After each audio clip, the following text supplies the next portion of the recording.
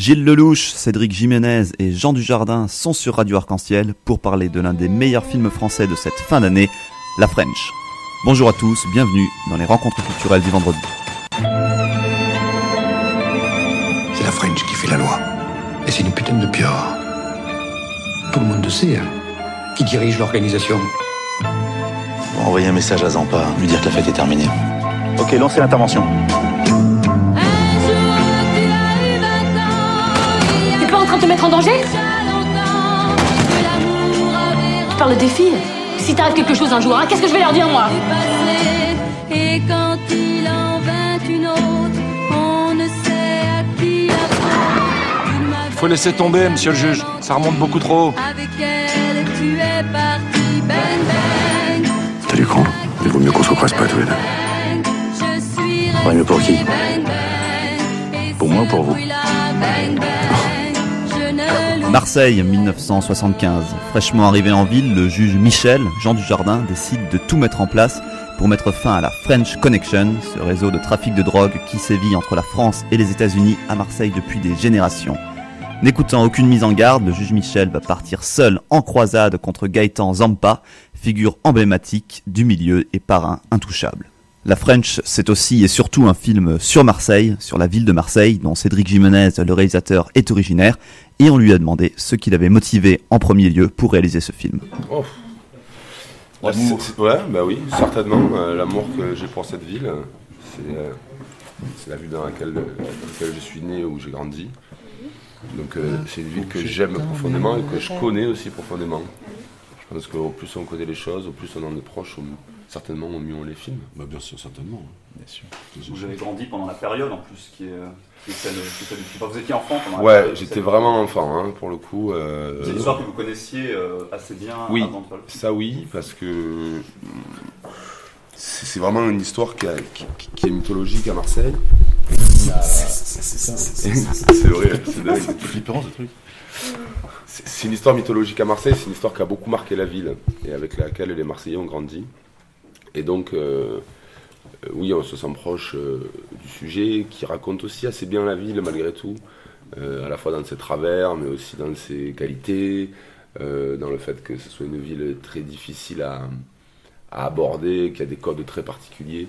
Donc il y a beaucoup de choses, et puis il y avait ces deux personnages qui me fascinaient totalement parce qu'ils étaient tellement différents et tellement forts tous les deux, qu'il y a forcément dans chacun quelque chose dont on se sent proche et qui nous intéresse beaucoup. Et c'est rare quand on écrit ou qu'on fait un film qu'on puisse avoir deux personnages si opposés, avec un antagonisme si fort et qui pourtant nous intéressent tout autant l'un que l'autre. Il y a deux trucs, c'est que je suis parti du principe que je voulais être dans le point de vue des personnages, vraiment dans leur point de vue à eux. Donc que le spectateur le soit forcément, et donc pour ça, je voulais qu'on vive le film au présent, à leur présent à eux.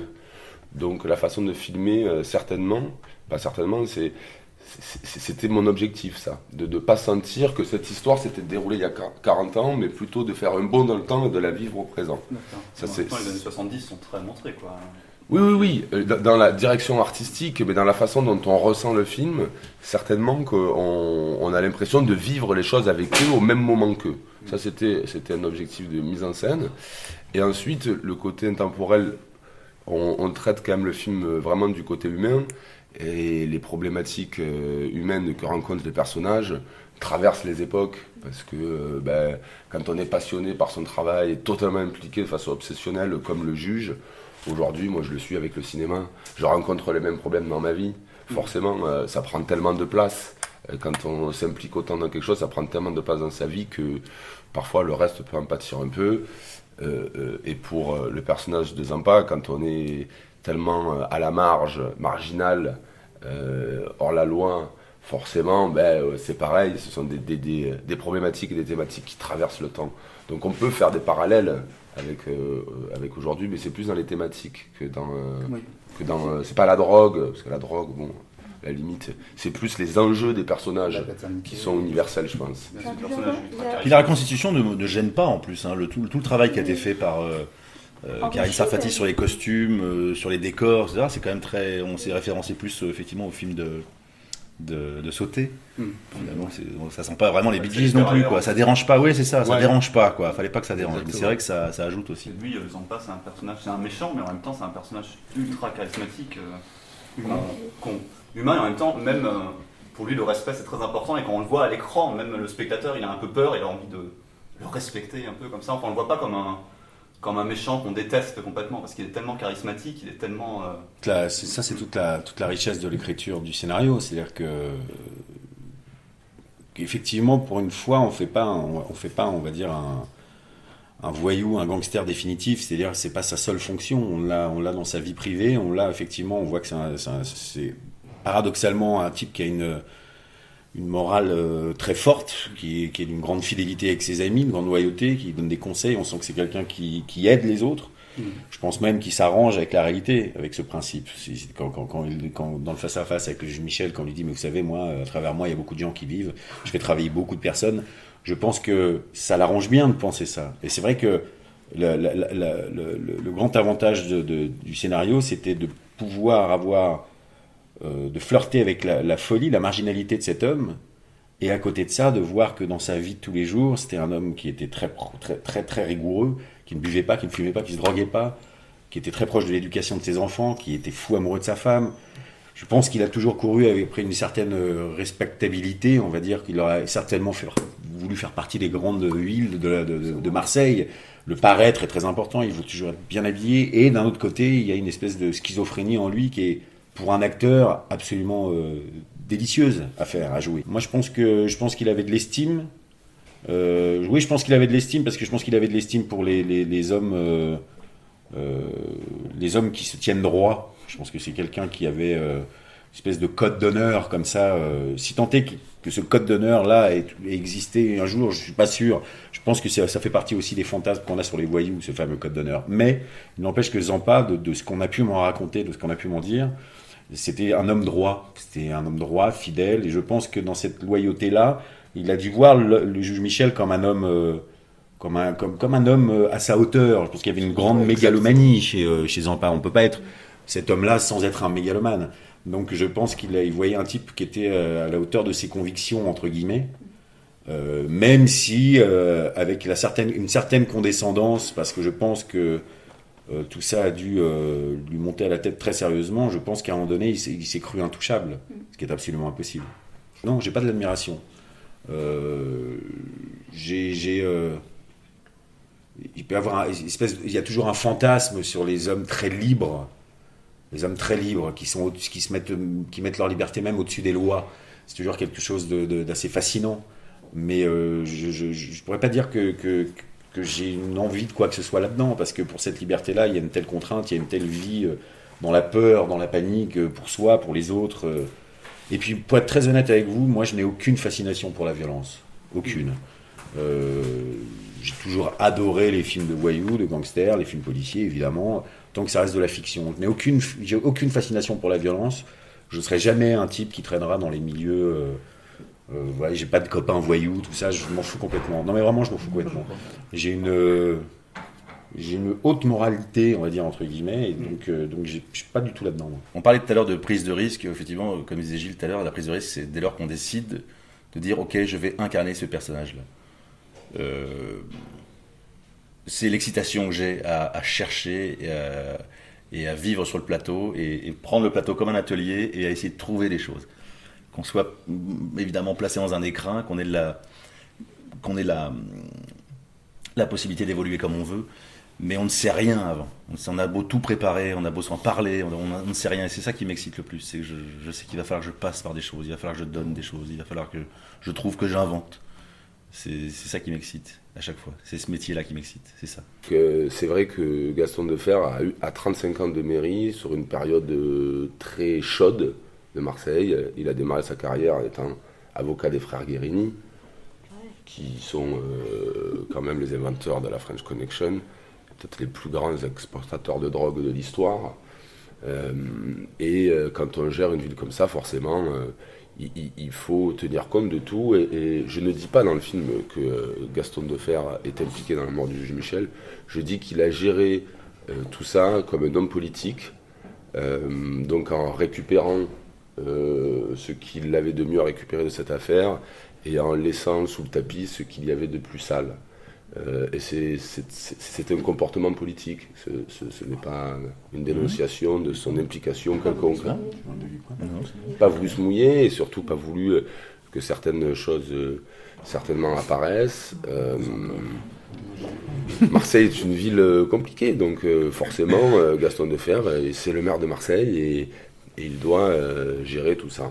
Après ce que les autres en pensent, si quelqu'un avait tous les secrets de la ville, on le saurait. Je pense que personne ne les a vraiment. Aujourd'hui, on entend beaucoup parler encore de réseaux, de trafic de drogue, dans le quartier nord, à Marseille. C'est un peu quelque chose qu'on peut voir en écho par rapport à ce film. Pardon ? Je veux dire, aujourd'hui, on entend encore beaucoup parler de réseaux de trafic de drogue à Marseille. Marseille a toujours été, c'est un port qui est au centre de la Méditerranée.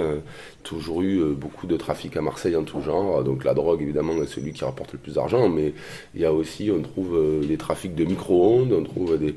c'est une ville, c'est un grand port avec beaucoup de dockers, avec le Maghreb en face qui fabrique le cannabis. Donc oui, il y a toujours eu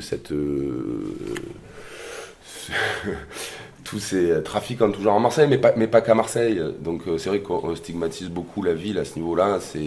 C'est pas une ville si dangereuse que ça, Marseille. C'est pas Medellín, hein. Faut pas déconner non plus. Mais c'est vrai qu'il y a toujours eu une culture un peu du banditisme à Marseille, avec la Corse, la Sicile qui est pas loin, l'Italie. Il y a beaucoup d'immigrants italiens qui sont arrivés dans les années 50. Tout ça peut expliquer cela, mais je pense qu'on caricature beaucoup Marseille quand même à ce niveau-là. Je pense que la banlieue parisienne trafique aussi beaucoup de drogue. Voilà. Non, pas du tout. C'est faux. Marseille est une ville que je connaissais très très peu, très mal.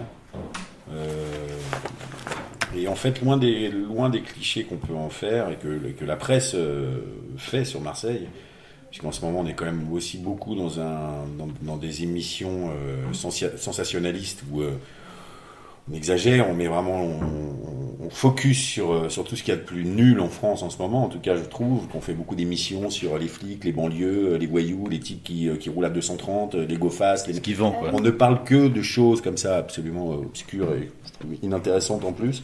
Marseille. Tu as les émissions de Stéphane Bern quand même. Oui, sur les villages. C'est vrai. Secret d'histoire. Il y a Midi en France aussi, qui est une émission très bien faite. Très bien faite. Évidemment, c'est vrai aussi. Oui. T'es allé dire du bien de Marseille là. Nous on a tourné à Marseille. Je n'ai pas du tout ressenti ni la violence ni les règlements de compte. Les règlements de compte à Marseille se font entre gens du milieu. Il n'y a pas des types qui arrivent avec des kalachnikovs et qui butent des gens en terrasse. Donc à un moment donné, il faut remettre les choses dans leur contexte. Il n'y a pas plus de violence à Marseille qu'il y en a dans la périphérie de Lyon, de Paris, de machin, etc. Effectivement. Et voilà, il faudrait qu'on arrête un peu de stigmatiser cette ville. Ouais. Moi, je me suis senti très bien dans cette ville. Oui. Ouais, très très bien. Effectivement, il s'est passé des choses quand même la première semaine. Il y a des assassinats. Non, mais il y avait dans la période justement de cette série de règlements de compte. C'est par période forcément. Je suis très sensible moi à la géographie de ce pays, j'allais dire, mais de la lumière, de ce que ça dégage, on se sent vraiment bien. Ouais. Je ne me suis jamais senti à Caracas. Non, puis il ne faut pas oublier que Marseille, c'est aussi des calanques, des calanques on en a certaines dans le film. Honnêtement, il n'y a pas ça dans le monde, quoi. C'est juste sublime. Il y a le trolleybus. C'est sublime. Là, il y a le trolleybus. Ouais. C'est une ville qui peut être très douce à vivre hein, et qui s'améliore en plus, honnêtement. C'est très beau ce qu'ils ont fait sur le Vieux-Port d'ailleurs. C'est magnifique. Hein. Je trouve que c'est une ville qui s'est... Le musée. Le musée, il y a beaucoup capitale européenne de la culture, c'est l'année dernière. Mais à un moment donné, il y a aussi beaucoup de choses à dire sur Marseille, au-delà des trafics et des violences. Mais je crois que c'est aussi un peu le reflet de ce qu'on vit en France. Voilà, on est en ce moment dans une espèce d'auto-France bashing, on s'auto-flagelle de façon permanente, on s'auto-dégoûte de nos régions, de nos caractéristiques, de nos pensées. Bon, il y a un truc qu'il faut absolument qu'on change, parce que voilà... Même cette légende Paris-Marseille, elle est totalement... quand on va à Marseille, les gens ne détestent pas les Parisiens, c'est n'importe quoi. Mais ça a toujours existé en même temps, ça, non? Il y a évidemment chacun a son identité. Ça a toujours existé, mais je trouve qu'on est dans une époque où, au contraire, on devrait tous s'entraider, on devrait tous être extrêmement solidaires, Et je pense que la problématique numéro 1 de la France, c'est pour ça que je vais devenir président de la République, parce que j'ai un avis sur tout. C'est qu'en fait, il y a une absence de solidarité à l'intérieur même de notre pays qui nous gâche. Voilà. Tous les autres pays réussissent à s'en sortir parce qu'ils sont solidaires, parce qu'ils prennent des décisions ensemble, parce qu'ils sont d'accord. Nous, on n'est jamais d'accord sur rien, même pas sur nos régions. Faut qu'on arrête d'être débile mental. Exactement. Merci. J'en prie. Parfait. J'accuse. Oui, moi je dis. Moi Gilles, elle. Moi, je fais les films que j'ai vraiment envie de voir. Les films que j'aime. Je veux dire, quand on fait un film, on espère faire un cinéma qu'on adore nous d'abord, et parce qu'on l'aime tellement, quand on va le partager, on va partager tout cet amour aussi. Donc c'est vrai que j'ai grandi plutôt avec le cinéma chez les Français, avec Verneuil, avec Melville, et chez les Américains avec Scorsese, Coppola, De Palma, même Cassavetes, et du coup, naturellement, on se dirige vers ça, et certainement que le fait d'avoir un amour du cinéma qui est sur des films ambitieux, c'est ce qu'on a envie de faire du coup, tout simplement. Donc il n'y a pas de calcul d'export ou de commercial là-dedans. C'est pas ce que j'avais dit. Et je trouve, c'est vrai que le film s'exporte très bien. Il est acheté partout, il sortira aux États-Unis au printemps. Donc c'est super, on est super content. Finalement, c'est quand même un métier d'artisan, quoi. Vraiment, ça reste quelque chose de très artisanal. Oui. C'est comme un vigneron, voilà. Il y a des très bonnes années. Il faut que le film soit bon, surtout. En fait, quoi. Oui. Il faut qu'il soit bon, ce film. Parce que quand on entendait Harvey Weinstein en parler aussi souvent, qui est très très friand justement de ce genre de cinéma des années 70. Oui. De Belmondo, de Ventura, il y a cette nostalgie-là, quoi. Et c'est vrai qu'on a eu le sentiment d'être un peu dans ces films-là, être un peu dans la photo, quoi. Donc ça peut peut-être réveiller ça. Oui. Parce que c'est vrai que certains se cloisonnent à la nouvelle vague, c'est la nouvelle vague, on l'entend, c'est bon la nouvelle vague, je pense que... La nouvelle vague, elle nous a pas fait que du bien. Non. À tel point que des mecs comme De Niro, par exemple, adoraient Ventura, et ça se voit dans son jeu, ça se ressent dans son jeu. Surtout, bien sûr. Regardez, il les regarde par en dessous, ce que fait comme ça, ce que fait De Niro, c'est des trucs de Ventura. Il adorait. Un des grands modèles de Scorsese était Melville, il l'a toujours dit. Qui est un peu disparu, le polar français. En France Plus que c'était dans les années 60. On ne sait plus, c'est plus trop. C'est bien. Il y en a beaucoup. Il y en a plein. Polar, moi c'est Les Affranchis. Je fais partie du film. Je dirais Les Affranchis aux États-Unis et Le Deuxième Souffle en France. Moi, Peur sur la ville. Je le regarde avec évidemment beaucoup de... Pas de second degré, mais pas loin quand même, évidemment. Parce que ça en aime beaucoup. Le Club des Siciliens, évidemment. Enfin, les films Mélodie en sous-sol, qui est un grand film aussi. Super de travailler avec d'abord, c'est beaucoup plus facile de diriger de très bons acteurs. Et ils sont tous les deux d'excellents acteurs. Donc forcément, ça aide beaucoup mon travail. Et ensuite, comme le disait Gilles tout à l'heure, on a eu la chance de vraiment se rencontrer sur le même film. On avait tous les trois envie de faire le même film. Et donc, grâce à ça, il s'installe un climat de confiance qui fait que, des deux parts, qui fait que très vite, on est d'accord pour essayer plein de choses, pour s'écouter, pour donner moi, j'ai donné beaucoup de liberté aux acteurs, c'était un souhait dès le départ, mais et puis du coup, plus ils sont libres, plus ils travaillent, plus forcément quand je comprends ce qu'ils font, ils m'écoutent. Donc c'est un échange qui s'est créé et c'était super, vraiment, c'était dément. On a été très heureux. On était très heureux. Très très heureux. Parce que d'emblée pour vous, c'était sûr que c'était le duo Jean Dujardin, Gilles Lelouch, qui est un duo qu'on a déjà vu au cinéma, qu'on revoit. C'était sûr, non, je l'espérais. Ouais. Quand j'ai écrit, j'espérais qu'ils acceptent. Parce qu'ils auraient pu refuser. Facilement. Ouais, oui, on a tardé un peu, on s'en est voulu après, on a tardé un petit peu quand même à lire. Pas accepté. Pas accepté, non, ça a été rapide. Mais c'est vrai que pour le coup, c'est la main de Dieu, là. On nous envoie un truc, attends, c'est fou, la symétrie, c'est pas possible, l'attente qu'on avait, l'âge qu'on a là pour ces rôles-là, enfin tout était en place. C'est un beau cadeau, ouais. Et l'idée de jouer avec Gilles Lelouch et vous, avec Jean Dujardin, c'est quelque chose qui vous a motivé Bien sûr. Bah oui. Vous savez, d'avoir comment on dit en anglais, partner in crime, C'est formidable. Non, mais c'est vrai. Un keeper. D'avoir quelqu'un en qui vous avez confiance, évidemment, dont vous admirez le talent, et puis qui en plus est votre pote, avec lequel vous êtes dans une complicité intime absolue.